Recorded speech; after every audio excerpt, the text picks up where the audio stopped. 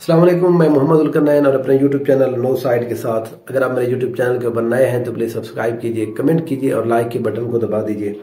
आज हम बात करेंगे NA 132 132 जो है वो कसूर का जो हल्का है, जहां पर 21 अप्रैल को ज़िमनी इलेक्शन होने जा रहा है।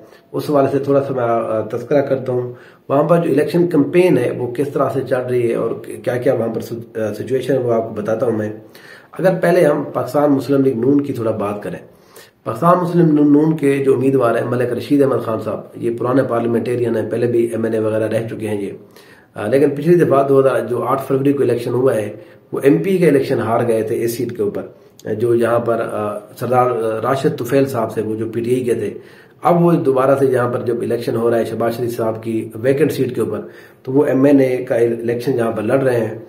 उनकी अगर हम बात करें कि उनकी जो कैंपेन है, उनके जो कोऑर्डिनेटर हैं कैंपेन के, वो मलिक खालिद अमर खान साहब हैं, वो चला रहे हैं। फिर उनकी जो बेटे हैं जिनका नाम मलिक मजहर रशीद खान है, वो भी इनकी कैंपेन चला रहे हैं। मलिक हसनैन खान साहब हैं, वो भी यहाँ पर इनकी कैंपेन को जो है वो लीड कर रहे हैं। वहां पर जो असल कैंपेन है वो ये चला रहे हैं। अब इसी तरह से उन्होंने जहां जहां पर मीटिंग्स की हैं, मैं आपको बता, कोट राधा किशन के अंदर एक जज वाला मामला है, यहाँ पर इन्होंने door to door campaign start किया है। मलिक हसनैन खान ने वो वहां पर गए हैं। फिर उन्होंने यहाँ पर जो अंजुमन ताजरान है उनके साथ यहाँ पर मीटिंग की है, उनको अपनी बताया है कि वो उनकी हिमायत करें। तो इस तरह से उन्होंने भी कैंपेन यहाँ पर स्टार्ट कर दी है। फिर गंडिया वाला रोड के ऊपर भी डोर टू डोर कैंपेन जो है मलिक मजहर खान साहब ने वो यहाँ पर की है, PMLN के जो है। फिर उसके बाद अगर हम बात करें पाकिस्तान तहरीक इंसाफ की, तो पाकिस्तान तहरीक इंसाफ के सरदार मोहम्मद हुसैन डोगर साहब जो हैं वो यहाँ पर उम्मीदवार हैं पाकिस्तान तहरीक इंसाफ के। तो उनकी अगर हम कैंपेन की बात करें तो वो खुद यहाँ पर कैंपेन कर रहे हैं। सरदार राशिद तुफैल साहब जो हैं, जो MP हैं PP 175 से, वो भी यहाँ पर इलेक्शन की कैंपेन कर रहे हैं। फिर सरदार मोहम्मद आसिम डोगर हैं, सरदार आजम डोगर हैं, सरदार खुदाब खान डोगर हैं। आसिम डोगर और जो आजम डोगर है ये मोहम्मद हुसैन डोगर के भाई हैं। जो सरदार खुदाब डोगर है ये मोहम्मद हुसैन डोगर के बेटे हैं। तो ये भी जो है यहाँ पर इलेक्शन कैंपेन कर रहे हैं और डोर टू डोर कैंपेन चला रहे हैं। इसी तरह से जो एक पिछले दिनों इन्होंने एक मीटिंग भी की है, जो UC चेयरमैन है सरदार सरवर खान, जो फतेहपुर यूनियन काउंसिल है, वहां पर उन्होंने एक मीटिंग की है, कानून मीटिंग की है। वहां पर लोगों को दोबारा मोटिवेट करने के लिए कहा गया है। फिर उसके बाद जो है अगर हम बात करें, चेयरमैन सरदार अकरम डोगर साहब हैं, वो भी यहाँ पर इलेक्शन कैंपेन जो है वो यहाँ पर चल रही है।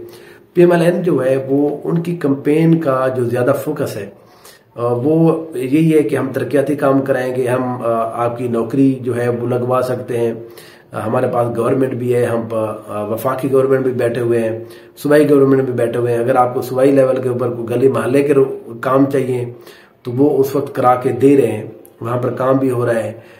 मुख्तलिफ वजीर जो है वो विजिट कर रहे हैं। हालांकि इलेक्शन के अंदर आपको विजिट नहीं करना चाहिए, लेकिन वो किसी और बहाने से, जैसे पिछले 2 दिन पहले जो है सूबाई वजीर तालीम जो है सरदार जो मेरे ख्याल में हयात खान वो है, सरदार सिकंदर हयात खान है, वो वहां पर गए हुए थे, एक स्कूल का विजिट किया। आजकल पेपर्स भी हो रहे हैं मैट्रिक के, तो उसका बहाना बनाकर वो वैसे ताल्लुक भी उनका कसूर से ही है, वो भी वहां पर गए हुए थे। तो मुख्तलिफ लोग जो है वो, बाकी जो DC वगैरह हैं कसूर के, वो भी अच्छी एक कैंपेन चला रहे हैं।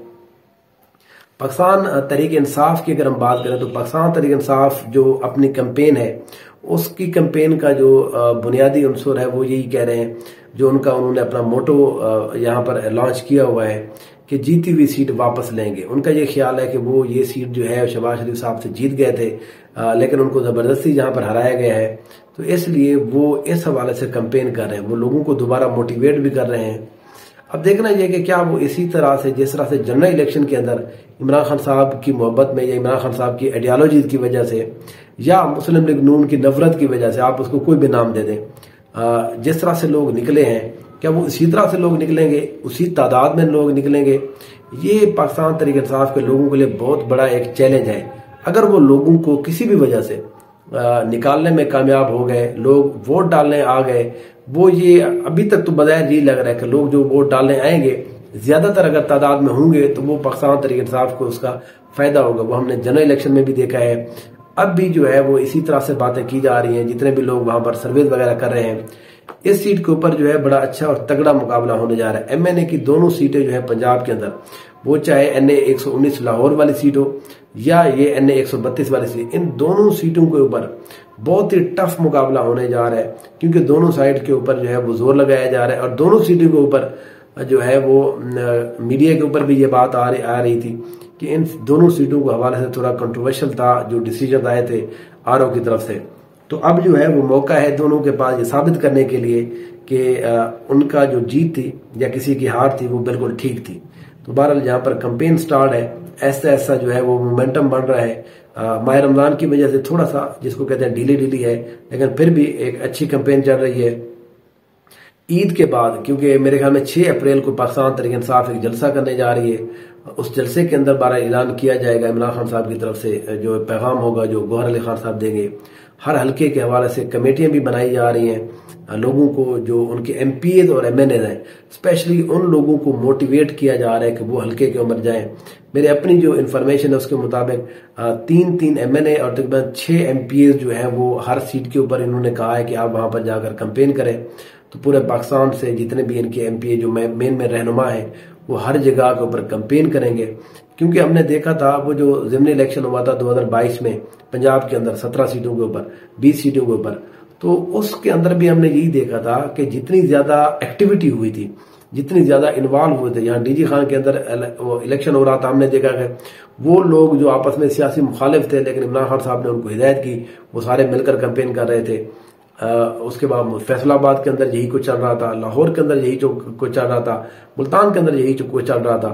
तो पाकिस्तान तहरीक इंसाफ उसी स्टाइल की दोबारा से कैंपेन जो है वो ईद के बाद लॉन्च करने वाली। ईद के बाद हालांकि सिर्फ टाइम जो है वो आप देखेंगे तो सिर्फ 10 दिन ही रह जाएंगे, लेकिन फिर भी अब वो मेरे ख्याल में प्लान कर रहे हैं। मुस्लिम लीग नून जो है वो ज्यादातर उनका फोकस यही है कि कैंपेन को ज्यादा वो इस तरह से ना बढ़ा चढ़ा के किया जाए, कोई जलसे वगैरह ना किए जाए, क्योंकि सारे के सारे जो उनके लीडर्स हैं वो तो बहरहाल हुकूमती अब ओहदेदार बन चुके हैं, तो वो ज्यादातर यही बात कर रहे हैं कि हम आपको काम करा देंगे। तो वो प्रोजेक्ट्स के हवाले से उनकी कैंपेन जो है वो जारी है।